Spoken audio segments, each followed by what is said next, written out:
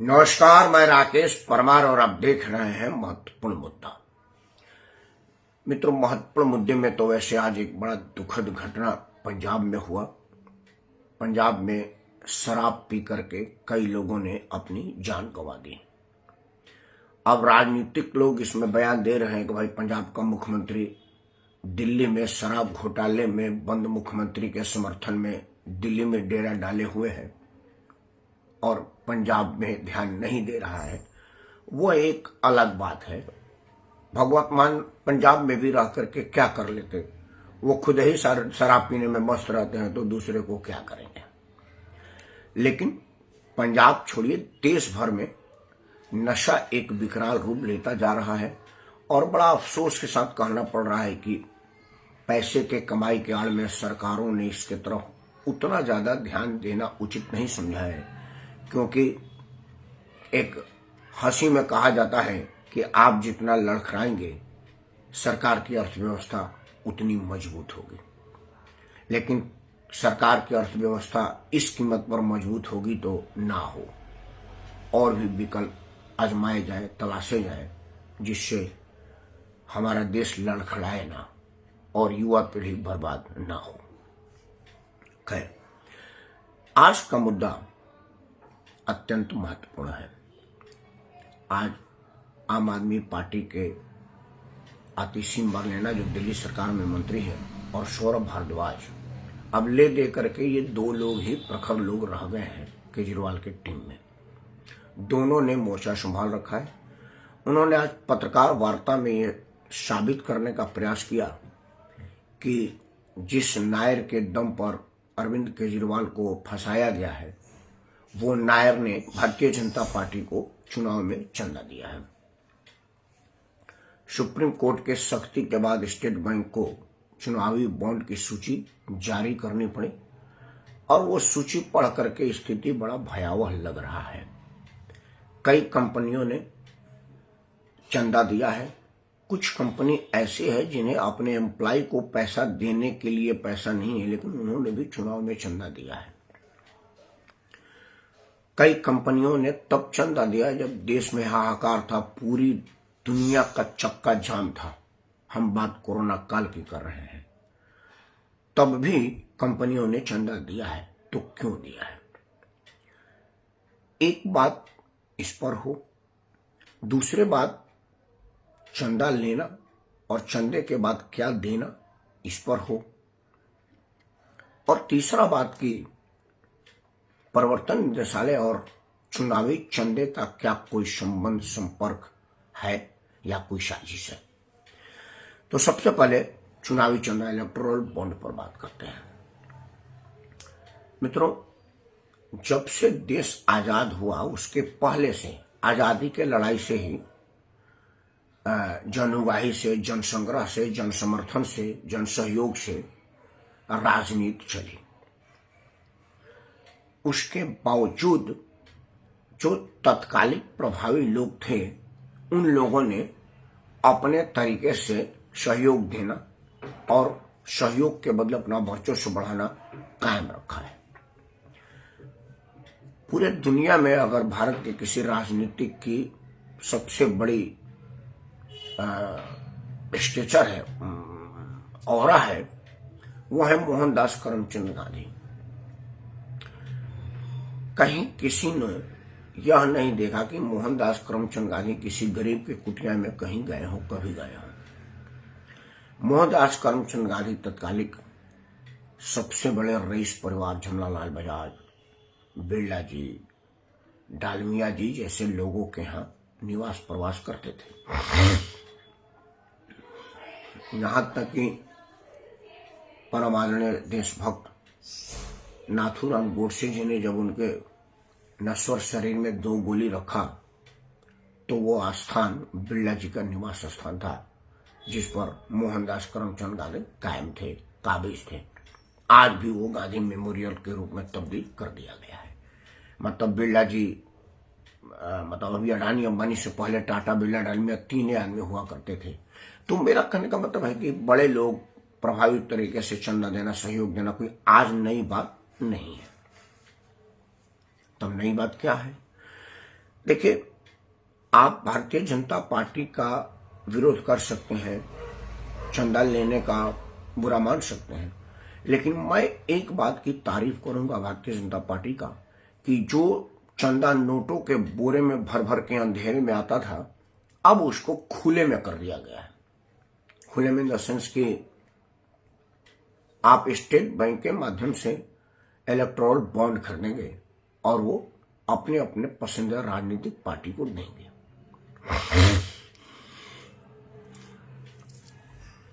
मतलब चुनाव जो पहले चंदे पर लड़ा जाता था और पार्टी जो पहले चंदे पे चलती थी, उसमें आम जन को यह पता नहीं होता था कि चुनावी चंदा कितना चेयरमैन के घर गया और कितना पार्टी में गया। कई बार होता था कि आदमी 100 करोड़ 500 करोड़ चंदे के रूप में इकट्ठा करता था, 2-4-5 करोड़ रुपया पार्टी में दे देता था, बाकी अपने परिवार में दे देता था। तभी तो ये राजनीतिक दल के लोग इतने बड़ी बड़ी महल अटारी और फार्म हाउसेज और बड़ी बड़ी बिल्डिंगें खड़ा कर रखे हैं। चुनावी इलेक्टोरल बॉन्ड से एक फायदा होगा कि जो चंदा आएगा वो पार्टी फंड में जाएगा, परिवार के फंड में नहीं जाएगा।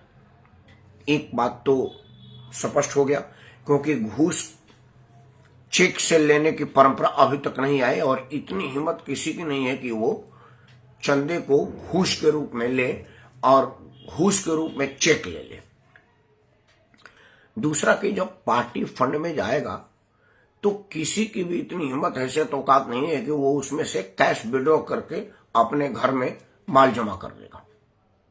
तो पहला चीज तो भारतीय जनता पार्टी के इस प्रयास का सराहना करना चाहिए कि चंदे पर बेशक रोक न लगाया हो, लेकिन चंदे को रेगुलराइज कर दिया, एक नंबर में कर दिया। आज तभी सब लोग यह कह रहे हैं कि भाजपा ने चंदा लिया है। इसके पहले किसी को पता नहीं था कि किसने कितना रुपया चंदा लिया, क्योंकि कोई भी राजनीतिक दल अपने चुनावी चंदे को आरटीआई के दायरे में लाना नहीं चाहा और उसको आरटीआई के दायरे में नहीं रखा, और ना ही उन्होंने इसकी कोई सार्वजनिक घोषणा की कि कितना रुपया कहां से आया है। तो इस बात की तारीफ होनी चाहिए भारतीय जनता पार्टी का कि उन्होंने चुनावी चंदे को एक नंबर में कर दिया और आप सब लोग जान गए। तब सवाल है कि चुनावी चंदा क्या उस आदमी से लिया जाए जो शराब में विक्टिम है, शराब में मुजरिम है या किसी अपराध में संलिप्त है। तो आम आदमी पार्टी के लोग अमूमन सफेद झूठ बोलते हैं और ऐसे तरीके से बोलते हैं जैसे आपको लगेगा कि यार ये बात ठीक कर रहे हैं, वो वाला लोग गलत है। चुनावी बॉन्ड खरीदने पर, चुनावी बॉन्ड देने पर कोई मॉनिटरिंग और रेगुलेशन नहीं है। मतलब कोई भी आदमी अपने इच्छा से, अपने मर्जी से चुनावी बॉन्ड खरीद सकता है। किसी भी आदमी को इस बात के लिए नहीं कहा जाएगा कि तुम बॉन्ड कहां से लिए हो और उसका क्या उपयोग करोगे, यह कोई नहीं कह सकता। किसी को इसकी जरूरत नहीं, ना पूछ सकता है आदमी। तो जब कोई पूछ नहीं सकता, कोई कह नहीं सकता, तो जिसकी मर्जी है वो खरीदेगा और जिसको मर्जी वो देगा। तो एक benefit of doubt Bharatiya Janata party के पक्ष में जा सकता है कि वो उसका प्रवक्ता कहेगा कि हमको क्या पता कि किसने चंदा दे दिया। चंदा देने वाले से पूछिए कि वो किस मनसे से दिया, हमने तो उसको चंदे के बदले में कुछ नहीं दिया। ये बेनिफिट ऑफ डाउट है। हालांकि इतना साधा और इतना सीधा बात नहीं है। जिस आदमी ने अपने कर्मचारियों को पैसा नहीं दिया इस वजह से कि उसके पास पैसा देने का पैसा नहीं था, उस आदमी ने चुनाव में चंदा दिया तो फ्री में दिया, यह बात तो समझ में आ रहा है। लेकिन जो आदमी कैश में चंदा देता था उसके पास भी तो कंपनी में कर्मचारियों को पैसा देने का पैसा नहीं होता था, लेकिन वो कैश में पैसा देता था। तो ये लेन देन, गिव एंड टेक कोई आज नई बात तो नहीं है। तो क्यों ना इस परंपरा को ही बंद कर दिया जाए और प्योर पारदर्शिता लाया जाए। और उसके लिए 2-3 सुझाव मेरे पास है, अगर आपको लगे तो इस पर अपना आशीर्वाद दीजिएगा।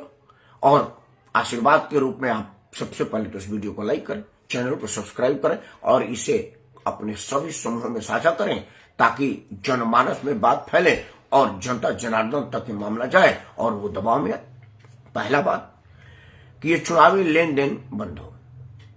जिन लोगों को चंदा देना है वो भारत सरकार के एक कोष में जान दें और भारत सरकार चुनावी फंड जारी करे राजनीतिक दलों को।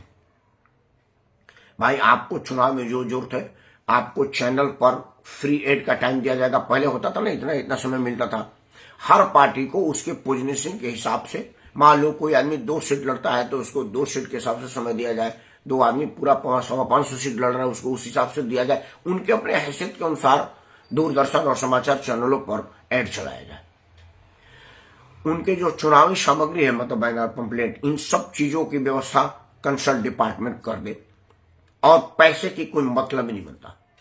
चुनाव में गाड़ियों में जो तेल का इस्तेमाल हो, वो पेट्रोल पंप वाले को सीधे फंडिंग कर दिया जाए, एक पर्ची जारी कर दिया जाए। एक आजकल तो स्मार्ट कार्ड जारी हो गया है, आजकल तो मोबाइल पर क्यूआर कोड जारी हो गया है कि वो क्यूआर कोड स्कैन करेगा और उसका पैसा वहां से ट्रांसफर हो जाएगा और चुनाव आयोग को पता चल जाएगा कि कौन कैंडिडेट ने तेल डलवाया है। तकनीक इतना आगे है, तो फिर किसी भी राजनीतिक दल को चुनावी चंदा लेने की जरूरत ही नहीं पड़ेगी, और ना वो चुनावी चंदा लेगा और ना ही गिव एंड टेक की जरूरत पड़ेगी।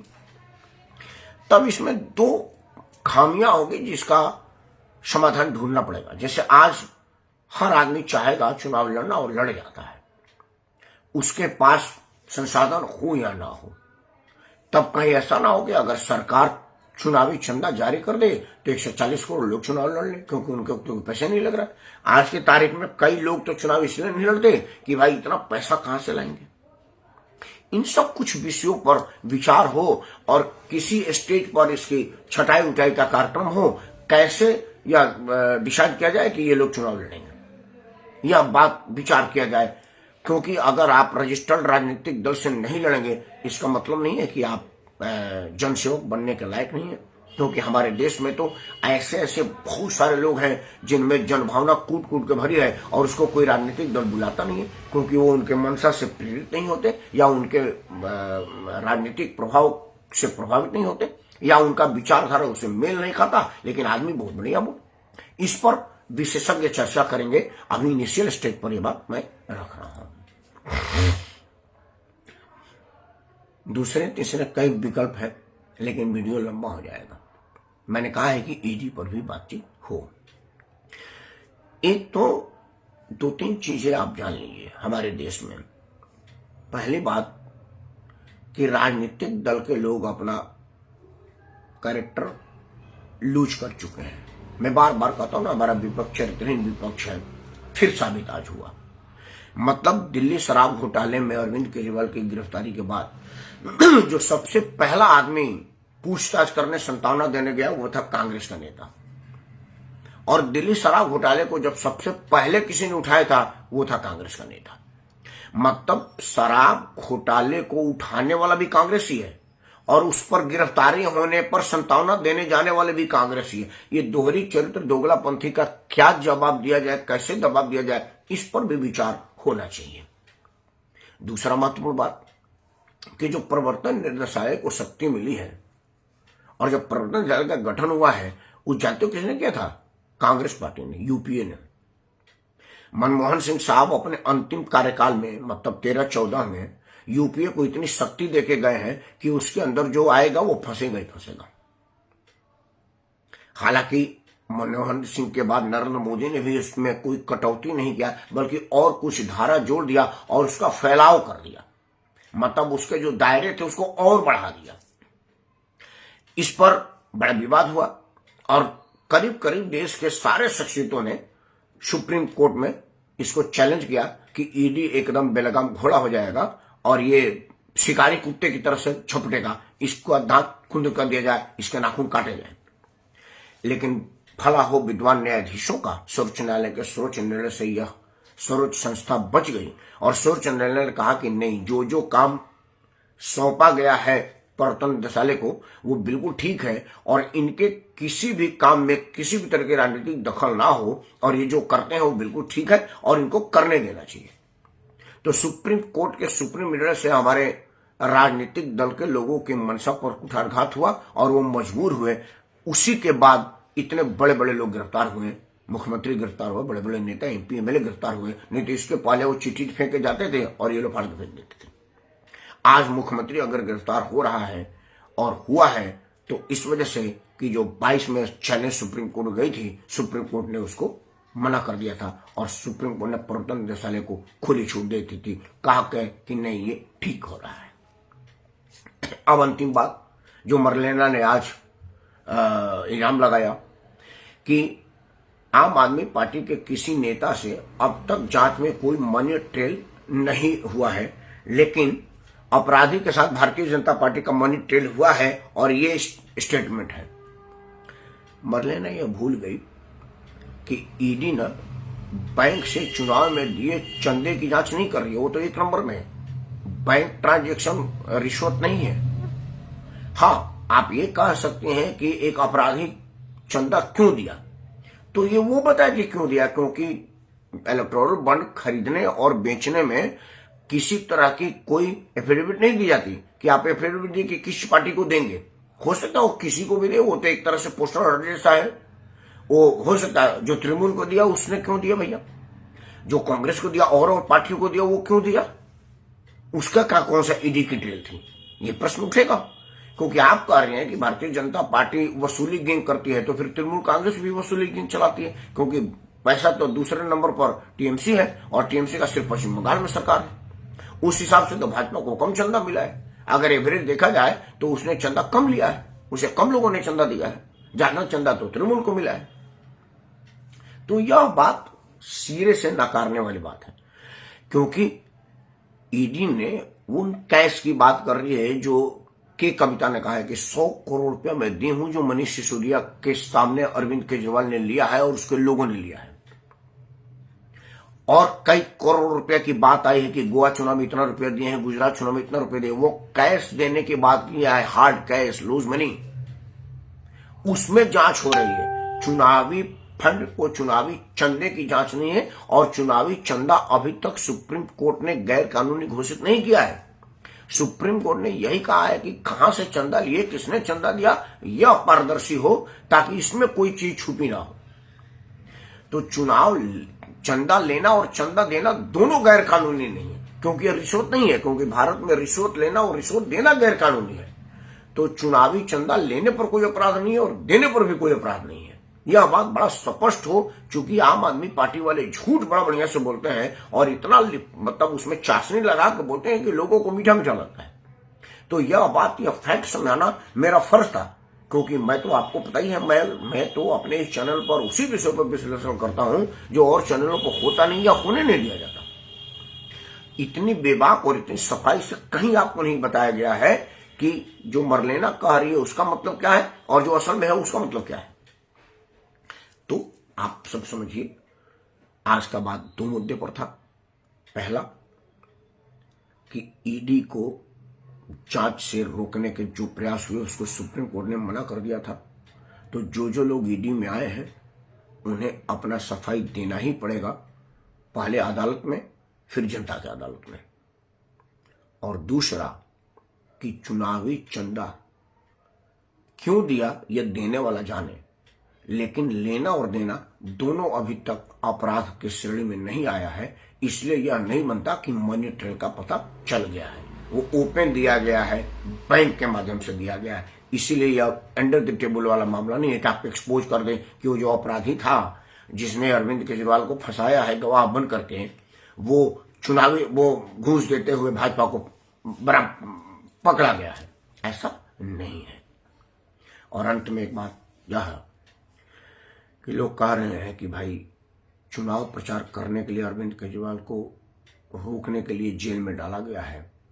तो इस बात में मैं पहले भी कह चुका हूं कि यह अरविंद केजरीवाल ने चाहा था। यह स्क्रिप्ट जितना हो रहा है वो अरविंद केजरीवाल का लिखा हुआ है, और अरविंद केजरीवाल लालू प्रसाद यादव का अगला स्वरूप बनेगा। जिस तरह से लालू प्रसाद चारा घोटाले में अंदर गए और मेहरारू को बैठा गए, आज उसकी बीवी ने जितनी अदाकारी से अरविंद केजरीवाल का चिट्ठी पढ़ा, उससे यह लग रहा है कि मरलेना और सुनीता केजरीवाल में टक्कर है कि मुख्यमंत्री की गद्दी किसको मिलेगी, सुनीता को या मरलेना को।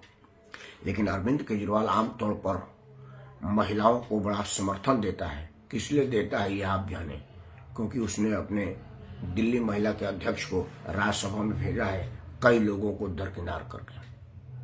अरविंद केजरीवाल कुमार विश्वास जैसे निकट सहयोगियों, आशुतोष जैसे प्रखर प्रवक्ताओं और पुनः प्रसन्न वाजपेयी जैसे एडवाइजरों को दरकिनार कर अगर स्वाति मालीवाल को भेज सकता है तो सुनीता को क्यों नहीं भेजा? तो लग रहा है कि मरलेना को भी अगली कुर्सी देगा, यह देखने वाली बात है। लेकिन दो बातें आप जरूर ध्यान रखिएगा कि बहकावे में न आए और अपना हक्का लगाएं, और अपना लक्कल इस बात पर लगाएं कि चुनावी चंदा चेक के माध्यम से लेना ज़्यादा घातक है कि कैश में लेकर के बोरा भर भर के लेना ज़्यादा घातक है। चुनावी चंदा लेने वाले की पूर्णतः जानकारी, पारदर्शिता ज़्यादा ज़रूरी है, या अंडर खाने में है, किसने दिया, कितना दिया, किसने लिया, कहाँ गया, किस किस को गया, किधर किधर गया, यह ज़्यादा जरूरी है। विचार जरूर करिएगा और अपना आशीर्वाद मुझ पर बनाए रहिएगा। जय हिंद, वंदे मातरम, भारत माता की जय।